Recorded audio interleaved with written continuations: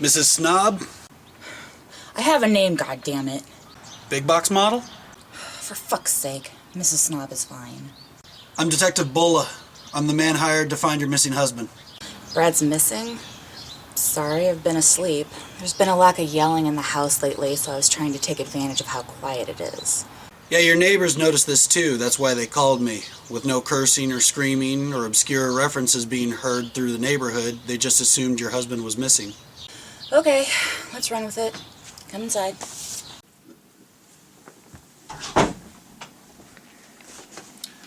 So this where your husband normally sits? I wouldn't sit there if I were you. He's been naked in that chair on more than one occasion. Oh, I'm fine. Thank you. Would you like some water? Yes, please.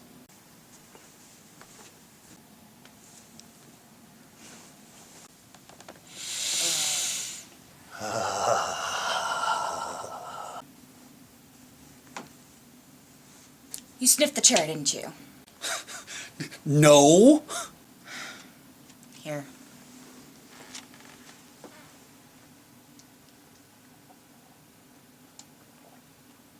This water tastes like cola. Yeah, well, he only has Crystal Pepsi flowing through our pipes.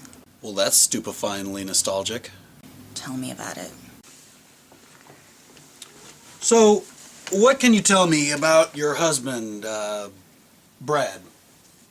He's a failed exploitation filmmaker who got lucky doing internet comedic reviews, making fun of movies that are a lot worse than his. Sounds like you two are close. The most he's seen of me in the last few months are my tits whenever he looks at his website. Mind if I check the backyard for clues?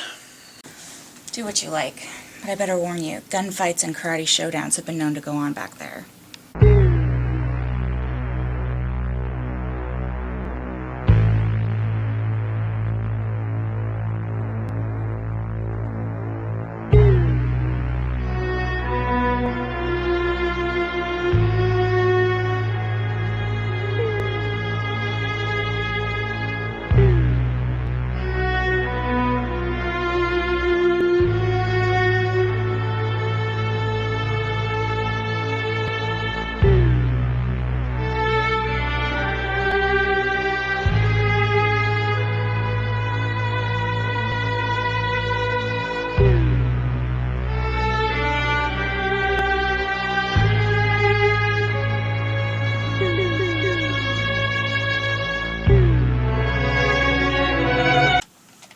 Jackpot. What's that? A VHS tape. Surely it contains Brad's last few moments alive. Whoa, whoa, whoa! Now you're saying my husband is dead? When we find a tape at a crime scene, that's always the conclusion we go to. Hey, dipshit, look around you. It's not that hard to find VHS tapes in here. No. This tape is going to contain all the information I need in solving this case. He doesn't even shoot in VHS. Why the hell would his footage be on there? Convenience. It's much easier for me to find a VHS tape in the backyard than a memory card. Fine. Put the tape in.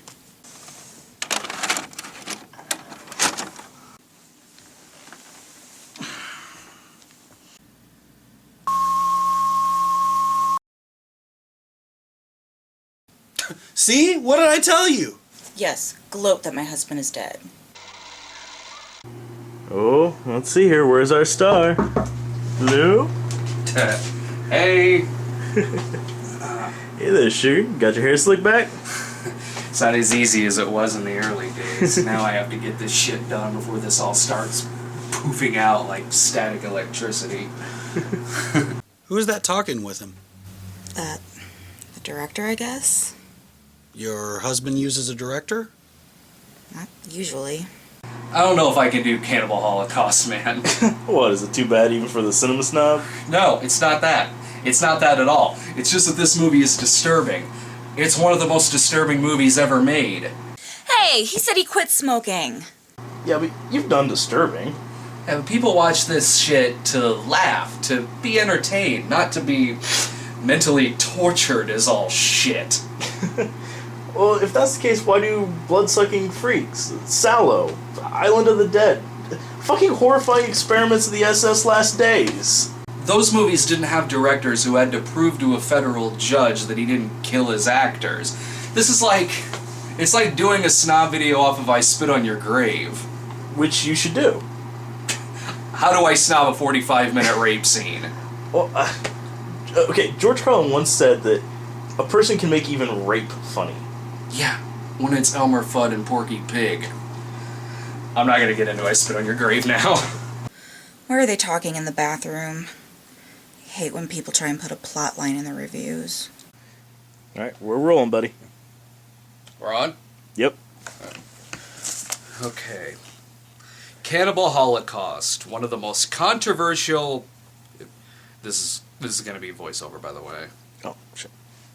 Cannibal Holocaust is truly one of the most powerful and shocking horror films ever made. Showing up on several lists of controversial films throughout history, Cannibal Holocaust... Wait, what are you doing?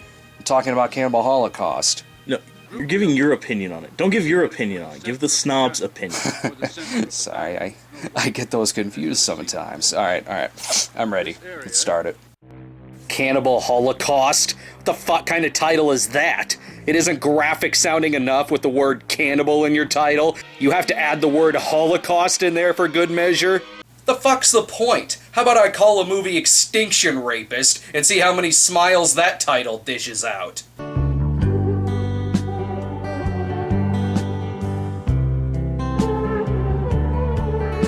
Well, this doesn't seem so bad. Listen to the theme. It's beautiful. How could a movie with a love theme like this possibly be one of the most shocking movies of all time? It's a foreign movie. Maybe the title is supposed to translate to Funocost. Although it does still have cannibal in the title. The movie Hannibal proved that cannibalism could still be funny. First, What the hell? I'm the first person to comment on this review. We flew out to the Amazon and goddammit, we're gonna film it. I think they're just scouting locations for Guyana, Cult of the Damned. Oh shit, it's going faster. They're getting chased by Reb Brown and Lou Ferrigno. The movie then switches over to New York City with a local news story talking about man and his conquests. What seemed to be unthinkable undertakings yesterday are history today. The conquest of the moon, for example. Who talks about it anymore? Nobody, I guess, since the movie Apollo 18 got delayed. The news story tells of 4 documentary filmmakers who left for an expedition to document Amazonian cannibal tribes, as we see here on this cardboard cutout of a TV. And what about you, Alan? Well, there's only one thing that scares me, and that's marriage. Careful with that laugh track, we need it for the next 80s Dan. Honestly, I'm not buying that they've gone missing. They've got Chuck Norris with them. If these people didn't come back, then there's a reason that Chuck wanted them vanished. Those are the last pictures we have of them. Yes, from a mysterious cameraman randomly filming their plane flying away. A rescue team is assembled to find the filmmakers, led by Dr. Harold Monroe, played by Robert Kerman. Jesus, Robert, you couldn't have shaved the porn stash for this one? Should I say who he is? Sure, we want the kids to know. Alright. Robert Kerman was also a pornographic actor at the time. Some of you might remember him as Mr. Greenfield from Debbie Does Dallas. My husband watches porn? You really don't know anything about your husband, do you? Before the rescue team arrives, the cannibals just chomp away freely. Original recipe. They're not giving away their secret ingredient. But Louis Gossett Jr. and his strike commandos don't stand for cannibalism in their jungles. Ayúdalo. Soon enough, Dr. Monroe arrives by plane. Okay, so when will it be appropriate for me to say touchdown, Debbie? Give it time. Alright. Monroe meets with the commandos, and shit, he just killed 2 flies. Hope there's no other creatures that get needlessly harmed in this. Monroe is quickly assigned a guide. We're gonna need some weapons, some ammunition, plus some medicine. That's all we need. And a stereotypical accent. He's the son of a shaman, and he's been consecrated to the spirit of the jaguar. The group uses one of the captured Yakumo tribesmen to lead them to the rest of his people, and to also carry the bulk of their luggage. Karagatai! Oh, that's terrific. Chuck is right, senor. This guy is all hate. As soon as you don't look, he'll slit your throat. Yeah, or he'll slit the end of that scene. So far, nothing out of the ordinary seems to be happening, except when they happen upon the set of Fulci's Zombie 2.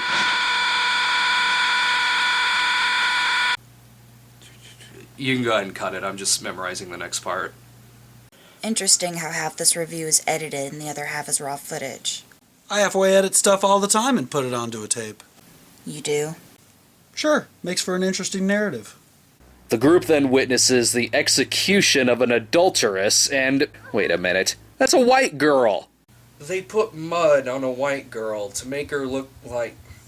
You know, that's something. When no one of a specific race wants to play the part. Oh, God. Please tell me he's making pottery. No, he's not. There's no pottery. There's not even a relaxing mud bath. I sure hope this scene ends happily.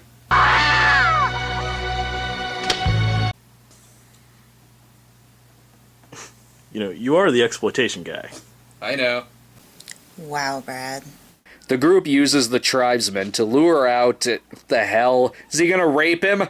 Miguel pulls this off, I swear I'll buy him a bottle of whiskey. But if he doesn't pull this off, I'll give him a big flats. In order to get in good with the Yakumos, all you gotta do is just stand naked and let them shoot at you. The group makes it to the village where they find clues as to what happened with the filmmakers, including a native who has been shot in the leg. All Monroe has to do now is just convince him that a Coke bottle did that. Peace is made with the tribe, though, when they show them how to properly be in a street gang. You can breathe easy. As they move deeper into the jungle, they happen upon more sinister music.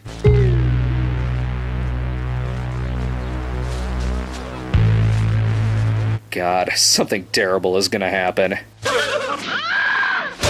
Yep. Monroe and his men witness a war between the tribes Yanomamo and Shamatari, which they break up with the power of I have a fucking gun. Is it just me, or is Kerman looking more and more like Jason Statham? He's gonna drive out of this jungle at 100 miles per hour in a 70s Mustang.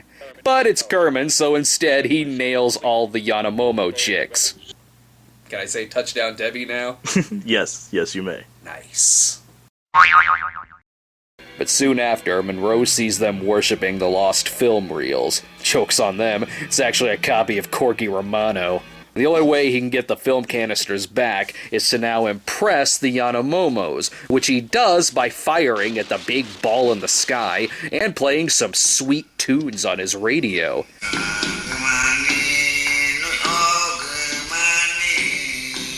Oh shit, it's their fucking joint, son! Oh yeah, and did I also say he has to have dinner with them? That's right, liver with a side of more liver. So, what you writing there? It's ideas for the next Brad tries. Dude, come on! Oh, what? Like it'd be any more offensive than Nazi cola? The footage is brought back to New York City, where, sight unseen, the TV studio wants to put it on the air. But before I make any decision on this, I'd like to review all the film material. As yet, we've seen none of it. Pretty sure this is how Shit My Dad Says got on the air. But first, Monroe watches a previous documentary from the filmmakers called The Last Road to Hell. And I'm not making this up. It features stock footage of actual executions. Comedy show! Pretty powerful stuff, huh? Right. Like people getting killed and shit. Dude, seriously, why am I doing this movie? You wanted to be controversial. All this is doing is making me want to watch Cannibal Holocaust. Fuck that. I want to watch Last Road to Hell. Dr. Monroe takes his cameras out to the streets to interview various people who knew the filmmakers personally, namely those close to the documentary director Alan Yates. He pushed his people to the limit, demanding everything, including blood. And talk about paranoia. God have mercy on his soul, he was one ruthless son of a bitch.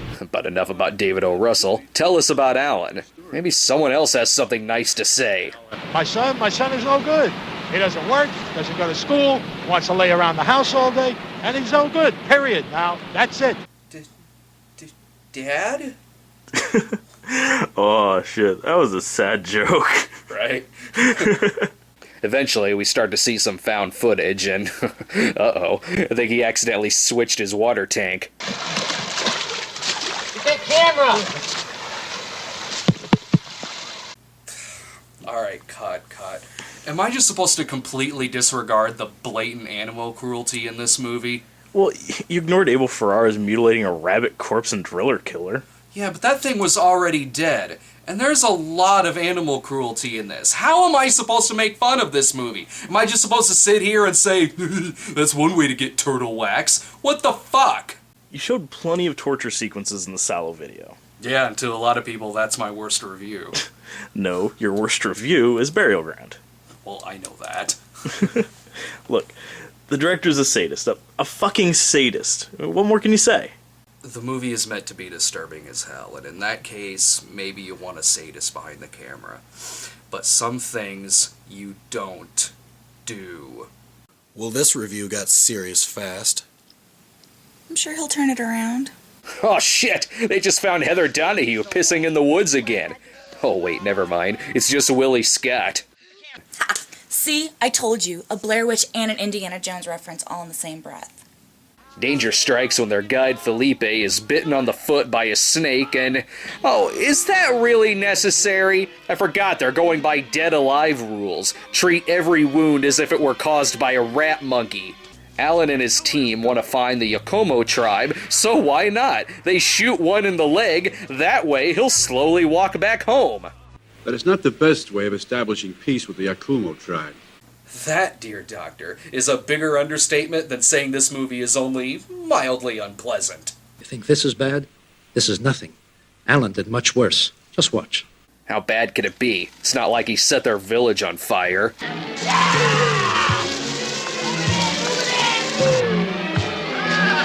Oh, dude, not cool. Maybe using the beautiful music will help.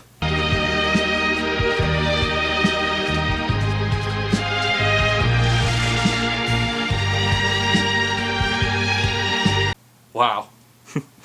Makes it more disturbing, huh? Yeah. So, as you can see here, all of their documentaries have either been faked or set up, with Alan and crew making up the news as they go along. Well, they could probably sell their footage to Fox News. I, for one, am offended by that unnecessary political comment. Hey, look, titties. Ooh! Damn, I know nothing gets me hotter than slaughtering cannibals. Jeez, outdoors and everything? Hope no one's watching. Monroe talks about the footage some more with a network executive, and, you know, I'd like to think that this kid right here was invited to the movie's premiere. Perhaps I haven't made myself clear, but I refuse to have anything to do with this material. Damn right. Now, if you'll excuse me, I need to go co-star in Eaten Alive and Cannibal Ferox. Monroe urges the other network heads to watch the footage, which makes up the last act of the movie. And right away, it seems Alan is still just making up stuff off the top of his head. See this guy? This was a Yanomama warrior, killed by the Yakumos. Just to give you an idea. Bastard. He got that at a Spencer Gifts. Soon enough, 5 minutes later, they're attacking a native woman, which the girl, Faye, is suddenly offended by. Not by torching their village or shooting them, but suddenly she now has morals. Let's move on to something happier. What the fuck is that? Oh, come on, I can't show that. Come on, it's one of the most popular images from the movie. I think I might get in some trouble if I show that. Fine. Whatever. Oh, shit, I just got a text. Oh, hey, Sean just sent over the artwork. Oh, right on, let's take a look. Alright, here it is.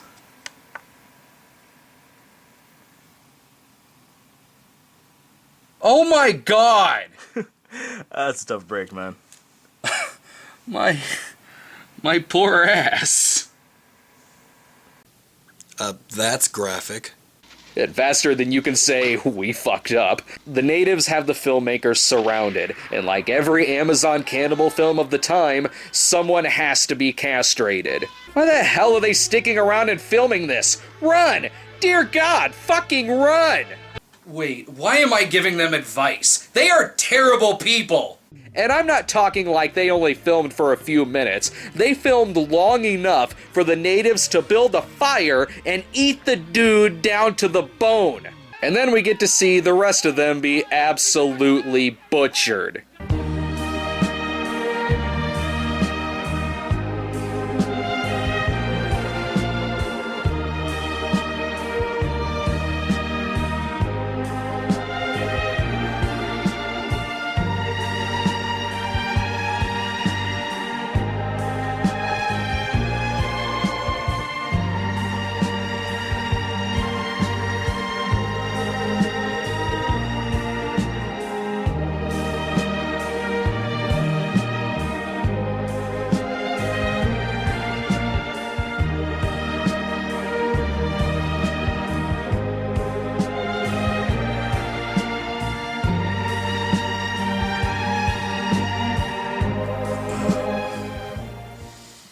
Life sucks.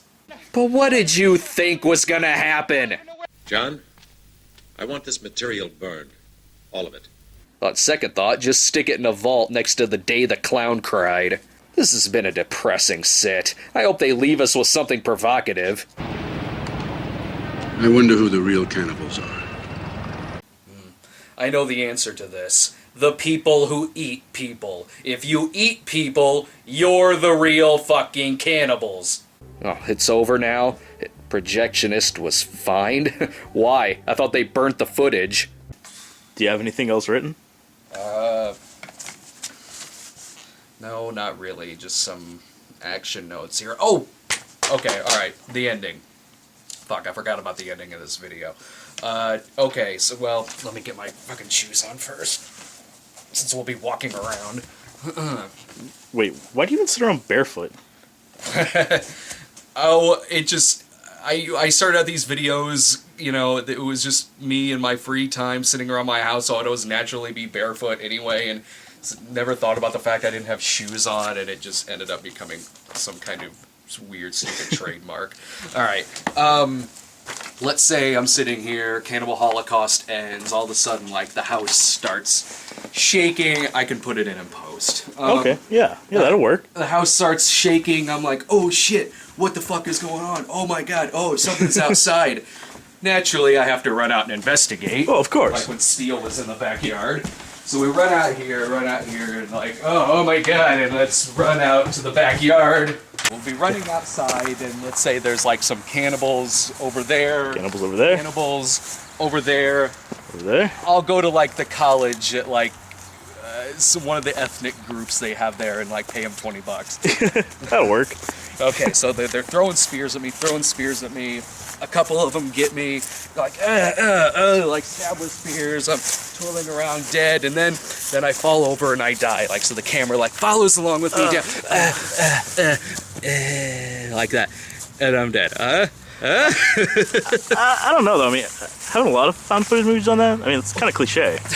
Yeah, but we're referencing the first found footage movie, so it's okay. Yeah. Oh, of course. Need a hand up? Yeah. Think this review is gimmicky enough? Yeah, it should go over well. If not, there's always Cannibal Holocaust 2. Which one? Any of them.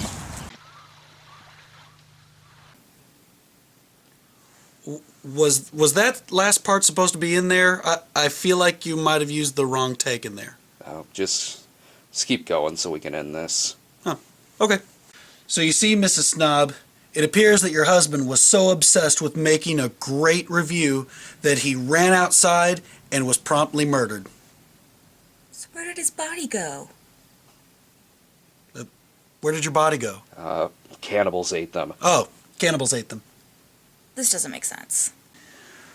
I must leave now. I'll send you my bill next week. Okay, well, thanks for all your help, Detective. No need to thank me. And don't worry about your husband, ma'am. Despite the dark outcome of that video, he'll be back with another Cinema Snob episode very soon. Next week? I think he's out of town next week. But soon. Very soon. Oh, well, bye. Bye-bye.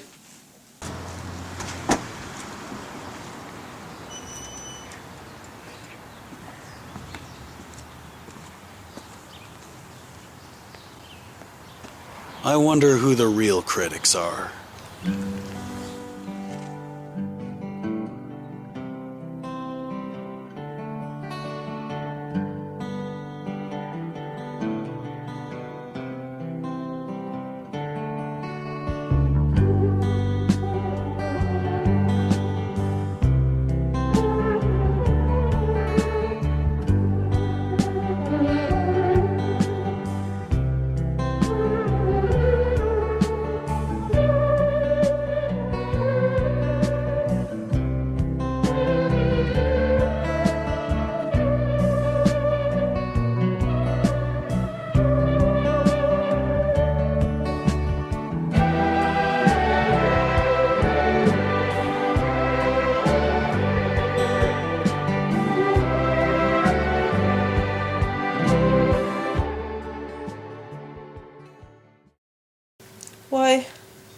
Why wasn't I in this episode?